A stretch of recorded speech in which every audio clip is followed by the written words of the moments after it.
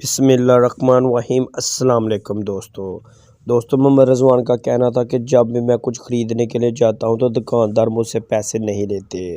جی ہاں دوستو، یہاں آپ کو تفصیلات کے ساتھ بتاتے چلیں کہ پاکستان کرکٹ ٹیم کے وکٹ کیپر اور بلے باز محمد رضوان نے کہا ہے کہ اللہ تعالیٰ نے مجھے بہت زیادہ عزت اور عوام نے بہت پیار دیا ہے۔ کسی بھی دکان پر کچھ خریدنے کے لیے جاؤں تو دکاندار پیسے دینے سے پہلے ہی مجھے منع کر دیتے ہیں۔